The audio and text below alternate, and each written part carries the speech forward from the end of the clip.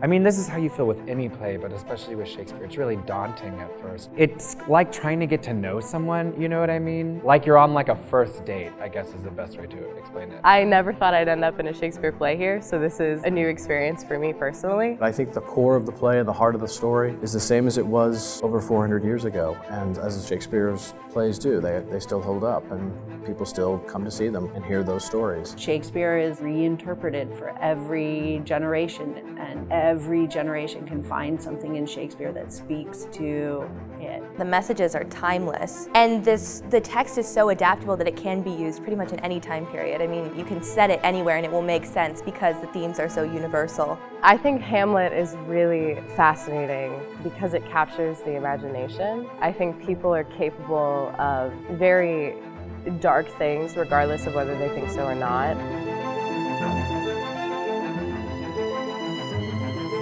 Since we opened Shanklin Theater with a production of Hamlet, our marketing director, Charlotte Cowden, proposed that that would be a good way for us to celebrate the 50th anniversary. We should do another production of Hamlet. Because it is one of Shakespeare's longest plays, we cut about an hour and a half out of the script. We spent 2 full weeks. The director and text coach and we just talked about, what's the story that we want to tell here. And we're all trying to do the director's vision. It's not my vision, and it's not the actor's vision. It's the vision of the play that the director and all the people involved in the play. We had an initial meeting with the director, John David Lutz, and he had very specific ideas on that he wanted to set it in Denmark in 1937, because it's before World War II and it was a neutral place. That was a time in Denmark where I liked what the king would be wearing. He would be in formal military garb with medals on his chest and all that kind of thing. I just liked that look.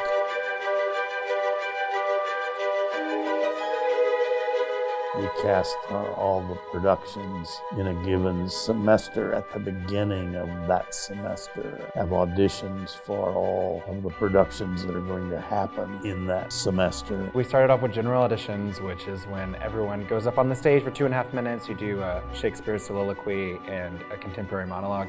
And heavy sorrows of the blood, which nature love, and fill your tenderness shall pay thee plenteously. So we come in, you're given an order, and you get your 2.5 minutes on Shanklin. You just kind of got to do it. And the callback sheets go up the next day and you go for the rest of the week. I think the callbacks for this were at least for me, were way more amped up than they normally are. So that was very stressful. I wore black so people couldn't see how much I was sweating. We were given scenes ahead of time that we were able to read and sort of get into our bodies, and then we'd just be called up in partners. John David Lutz had us go up on stage and read for certain parts, and he would do different combinations of people and different combinations of scenes at different times. And then I think the next night, or even that night, was when the cast list came out. I called my mom immediately and I was like, I got Ophelia! Well, I think when you decide to do a play like Hamlet, the challenge is already there. So the students had to begin early, and we spent several weeks before we ever got in the rehearsal space, working with all the actors and working with the language. I find a lot of difficulty with the language of it, and sitting down with Christy Award, who was our dialect coach and text coach, she really, really helped in sort of fleshing out what those words meant. We meet right at this very table, and the actors sit and we go through the whole script. Everything an actor says is gone through this table. That I, with wings as swift as meditation, or the thoughts of love may sweep to my revenge.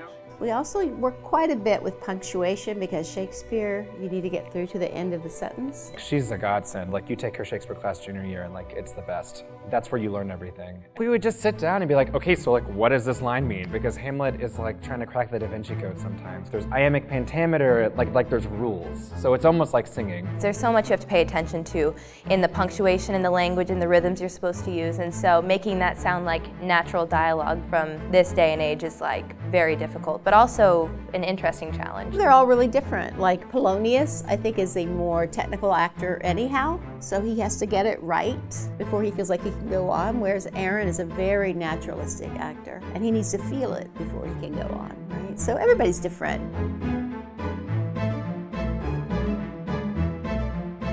Well, it was also Charlotte Cowden's idea that we should bring back Brett Langdon, who played Hamlet in 1990, and so we were about seeing if that would work, and he agreed. That gave us a good way to have a really strong Claudius. It's been really interesting working with Brett, who's an alum, and exciting to sort of see his perspective and how he works, knowing that he's been out for a long time. I was offered the part by John David Lutz, who directed me in 1990. I actually got involved in fight direction when I was a student here at UE. Was lucky to choreograph the fights when I played Hamlet, and then my senior year in Romeo and Juliet. It's great to work with people who are fairly new to the process. Some are, some aren't. You know, and whether you are or you're not, it's just great for this. This company's been really excited and really kind of just been game for anything. I mean, it's been a lot of fun. I love fight choreography and stuff, especially when it's new. I've never even touched a rapier before, which is what we're using for fencing. And Brent's so great at his job.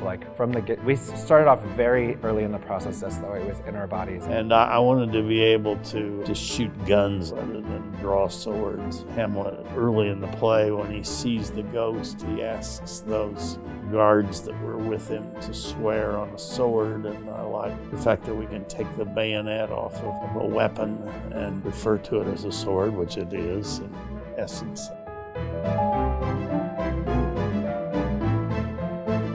The costumes are amazing. I'm working in the costume shop this semester, and I actually built a pair of pants, which I'm disgustingly proud of. They're beautiful.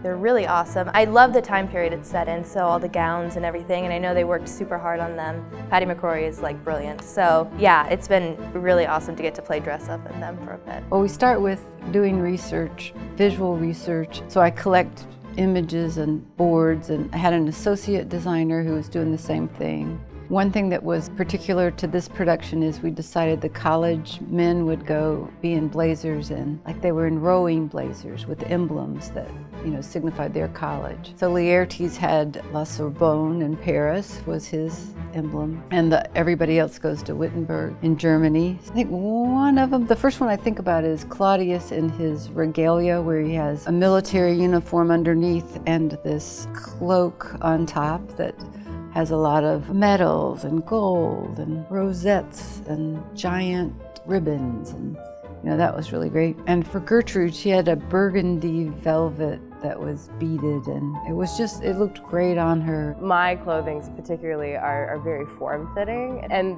that in itself I think is a really, really big challenge, to physically become comfortable with this very form-fitting kind of sexy look that Patty McCrory designed. It's like Game of Thrones meets World War II. At least that's in my opinion. I don't know. Patty would probably roll over in her grave if I said that.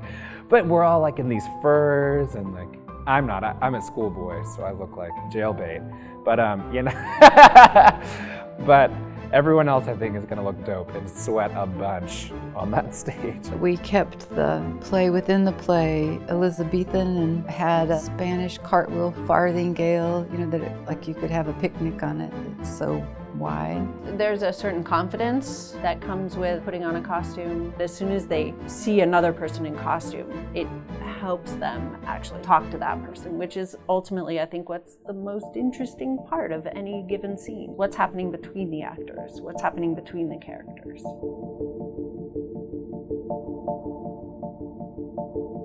The first step really is the script, and that doesn't change from show to show. But really what I do is respond to whatever all the other artists are doing around me. A lot of what I do is to make what they do look better. For Hamlet specifically, I was tasked with finding all of the sounds that you'll hear over the speakers during the play. And these include music for transitions, sound effects that are written into the script, where there may be, an offstage door knock or the sound of a rooster crowing. Set-wise, Eric Rentschler, who's our faculty member that designed scenery, he had a certain thing that he felt was important to the play, and that is, what's the castle like, because everything either takes place outside the castle or or in the castle, and he felt like there needed to be a presence of the castle. Time of day in this play influences quite a bit, right? We start out with a scene that's at night and is fairly mood enhancing. So we use a lot more saturate colors in those scenes. If you fast forward all the way to, say, the burial scene of Ophelia, that's a bright, sunny day, which in a lot of ways helps us contrast how down the mood is. And then also I work pretty closely with Mr. Bulmetis, who's the lighting designer, in order, particularly throughout this tech rehearsal process, he and I are pretty much in constant dialogue about, oh, what are you doing for this moment? Oh, I'm have this big drum thing. Okay, cool, I'll build a light cue that sort of reflects that. Or,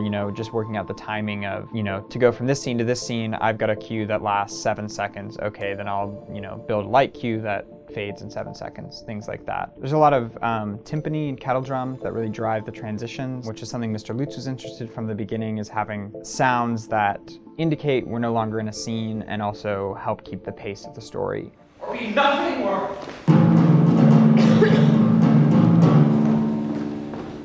Making them look dimensional, making them stand out from their background, and paying close attention that you're seeing the emotions on their face. When one actor is confronting another and there's definitely conflict on stage, you want to see what that reaction is. And I'm trying to create sometimes strong directionality, and I'm thinking about it as a composition, as a picture.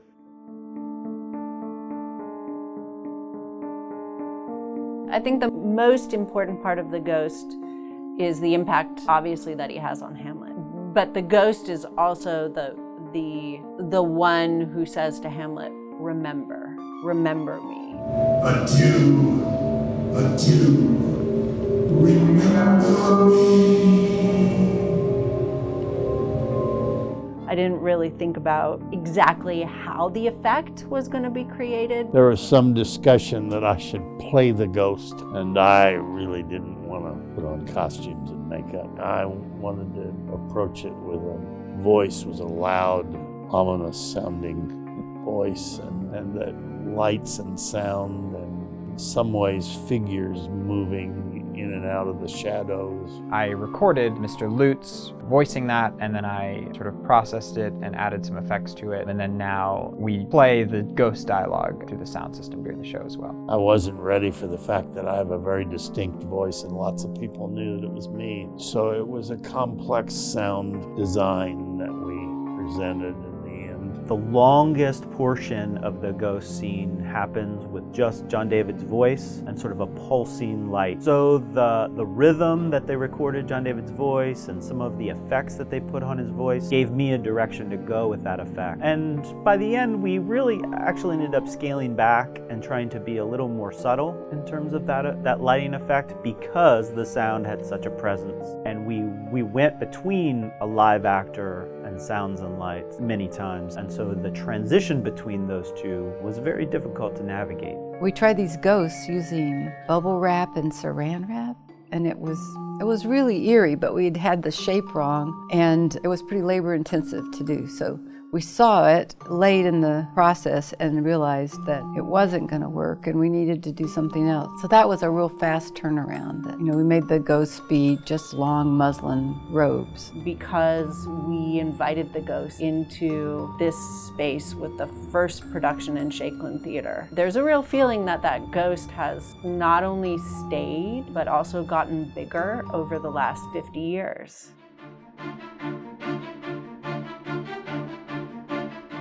Well, it takes a long time to put together a production. And it takes an even longer time when it involves the complexity of the language in a Shakespearean play. I think starting out the rehearsal process was a little bit slow, just strictly because it's the time to memorize your lines and figure out the blocking. And because things are so segmented, not everybody is in the room at the same time. We have what's called a designer run, So they'll rehearse the play, stage it, and then sort of present what they have after, a month or so of work. Later in the rehearsal process, when we finally get to Shanklin, is the more exciting part, just because I think that's when a lot of the major discoveries finally happen. What I do is I go in, like right now, because we have lights, I go in with my little clipboard, I have a book light, and I take a whole bunch of notes, and I just pass them out at the end. And it's usually things like, are you sure what you're saying here? Or that's a period, not a question mark. Or that's a question mark, not a period. If there are particular details that I think are really important for us to understand the sequence of events, and I'm not hearing them, or I'm not 100% sure that everybody understands exactly what's going on, I'll take notes about that. There's just so much repetition and so much investigation of what needs to happen physically. I've worked with Lutz before as a director, and I think he can be really hilarious when he wants to. So having him joke around a little bit really allows everybody else to relax. He's done this character before, and then he directed it. So he has like all of this knowledge, And it was fun to argue with, I really like to argue. So it was fun to argue with someone about what he's saying. I'll be like, no, I think this is what it's about. And he'd be like, well, let's see it.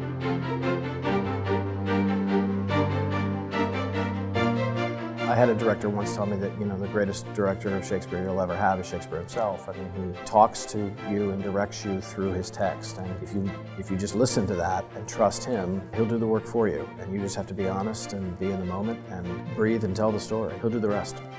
They were a very dedicated company of actors and crew that sometimes you have a group that takes lightly what they're doing, and that was not true of this group. I felt like they were serious throughout the run, and therefore it meant that the production grew and grew in very good ways. I think we care a lot about the text. I mean, other people do, but a lot of other people want to put their own spins on Shakespeare, but we want to do what he wrote. We want to make that as best as it can. It's always about the words. I have had a couple ideas even during this process, and they're like, no, why? Like all characters in any play, I really want to focus on what the character wants. And for me, any choice I make as an actor, I try to listen to what the character's telling me to do. The audience has changed. The audience expects something a little bit more cinematic. They expect something effectual that's gonna shock them or suck them into the story. And in our situation in live theater, it's about the actor. So, and a lot of times as designers and technicians, we have to make sure that the actor and the word and the story is coming across. I think we're continually told over our careers here to tell the story and just to focus on that. And there's a big emphasis on a focus of the other person that you're working with. And I think those connections kind of is what knits a UET production.